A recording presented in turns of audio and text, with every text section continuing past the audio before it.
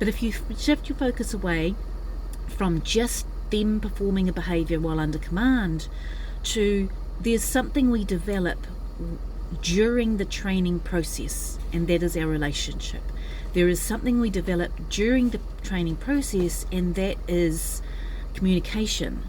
So we can use certain things that we need in our everyday, and that is sit, down, stay, duration, impulse control, walking on a nice loose leash. But when I'm going through the process of showing people how to train, say for example, a loose leash walk, it becomes more than just training the dog to do the behaviour. It becomes more about training the dog to see you in a different light, and it's about developing a relationship instead of just teaching the dog to do a certain thing or to not do a certain thing. So it's about teaching the dog, hey, I want you to do this, follow my guidance, and then these things happen. Follow my guidance and then you get this thing. It's follow my guidance and then we do this stuff together. And then when the big stuff happens, you've got this communication system that's been sorted out by sorting out this relationship and the little things, and then you've got influence over them when the big stuff happens.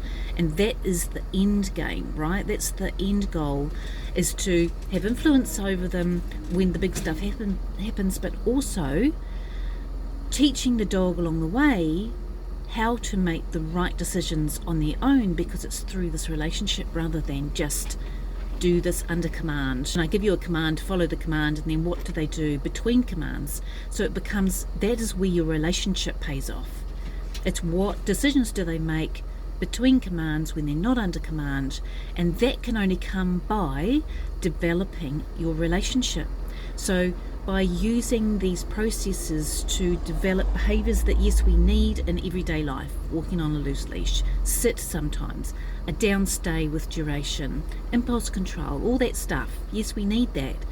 But if you shift your focus away from just them performing a behaviour while under command to there's something we develop during the training process, and that is our relationship. There is something we develop during the training process, and that is communication. There's more to it than just training the dog to do a particular thing. And if you've got behaviour problems like reactivity, over-arousal and all that kind of stuff, then that relationship side of things, that communication system and that relationship side of things that you develop through the process is so much more important than the sit down, stay, walk on a loose leash that you're training them. That also, it's almost secondary to the going through the process of training itself, and the understanding you develop with your dog from your dog's perspective, their understanding of you and their understanding of what they should be doing and their understanding of following you as their guide, because we have to guide them in and out of behaviours so that they know what to do in this human environment we bring them into. It's very foreign to them, and we have to have that ability to guide them. And you can't follow someone you don't understand.